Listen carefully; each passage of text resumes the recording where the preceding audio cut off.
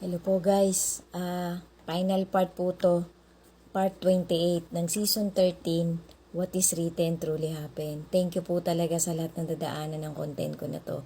Si God na po ang bahala sa ating lahat. Maraming salamat po sa lahat ng nagtatapos ng content ko. Be steadfast in our faith to our Creator. Final part na po to, part 28 ng season 13, What is Written Truly Happen. POV ko na lang po to guys. So guys, ang galing po talaga ng dokumentaryeng to, nang napanood ko na to. Kasi talagang biblically written din po ito. Kasi ang Panginoon po talaga, masorpresa po siya kapag ka po kinalugudan tayo talaga ng Panginoon. Nagbibigay po siya ng breakthrough. Kasi ang pagkakaunawa po ng mga apostol ng ating Panginoon, estudyante pa lang sila ng ating Panginoong Hesus. All the while po pala, binigyan na sila ng Panginoon bawat isa sa kanila, lalo na po si Little James tsaka si Simon Peter, kasi siya po yung leader eh. Ang dami po nilang napagaling, ang dami po nilang nahatidan ng good news na pinanonood lang po nila ang Panginoon. Parang acting as guardian lang, acting as bodyguard lang sila ng ating Panginoong Hesus habang nangangaral ang ating Panginoon.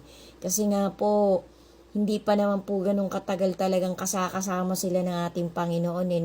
Kasi ang Panginoon po kasi pabalik-balik po siya eh. Kasi nga po marami pong ibinibilin sa kanya ating dakilang Ama, ang Creator. So ang Panginoong Hesus po, napakamasunuri niya pong anak. Yan po ang ipinakitang halimbawa sa atin ng ating Panginoon.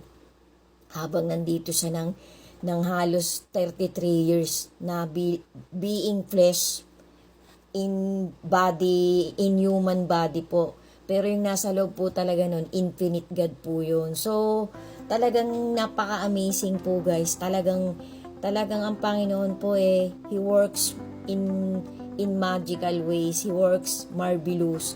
So, talagang kamangha-mangha po kapag talagang ang isang tao ay kinalugudan ng ating Creator. Tapos sinisikap niyang magpakabuti at magpakatuwid. Yan po ang lesson guys. Yan po ang talagang pagsikapan natin na patatagin pa natin ang kapit natin sa ating Creator.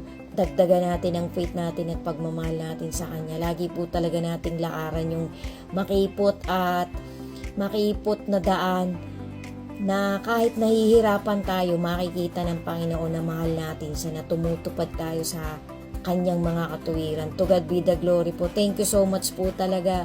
Magtumibay po tayo guys, kahit na nandyan na po, malapit na ang tribulation. Thank you po talaga sa lahat ng nagtapos ng content ko na to. God bless us all po.